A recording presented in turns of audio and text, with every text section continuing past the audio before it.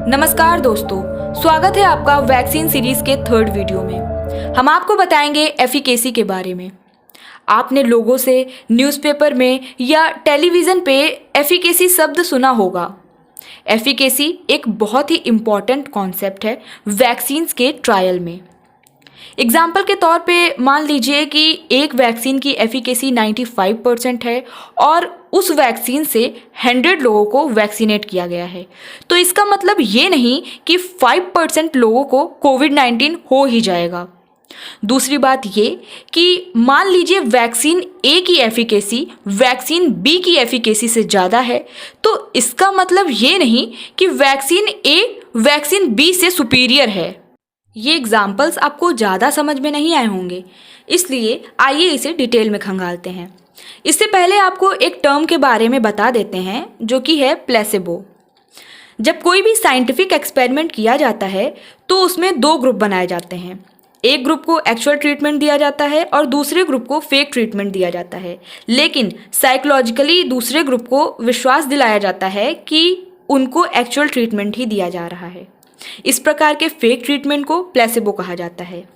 Statisticians की language में बात करें तो एफिकेसी एक मेजरमेंट है जो यह मेज़र करता है कि एक वैक्सीन रिस्क को कितना कम करती है। एग्जाम्पल के लिए अगर हम बात करें जॉनसन एंड जॉनसन्स वैक्सीन की, तो उन्होंने ऑब्जर्व किया कि कितने लोगों को कोविड-19 हुआ वैक्सीन लगवाने के बाद भी।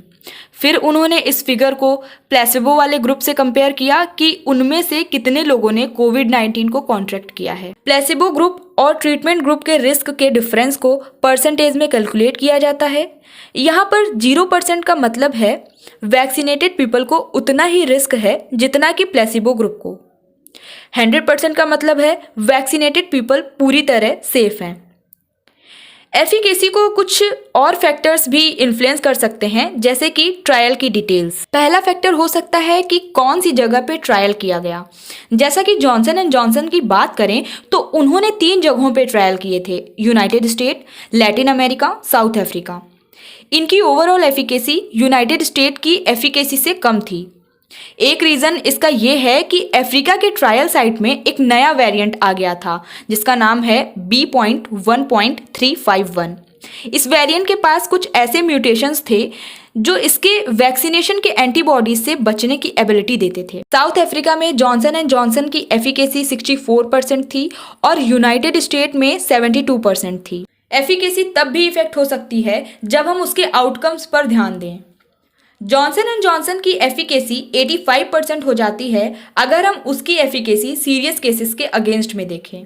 जैसा कि हमने देखा कि एफिकेसी एक बहुत ही ट्रिकी कॉन्सेप्ट है, इसलिए 2 वैक्सीन्स की एफिकेसी को कंपेयर करके एक वैक्सीन को सुपीरियर बताना ठीक नहीं होगा। इस वीडियो को देखने के लिए धन्यवाद।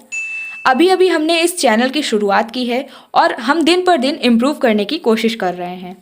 हमारी कोशिश यही रहती है कि हम आपको unique and informative videos provide कराएं।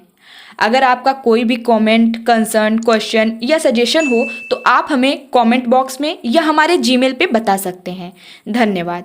स्वस्थ रहिए, व्यस्त रहिए, मस्त रहिए।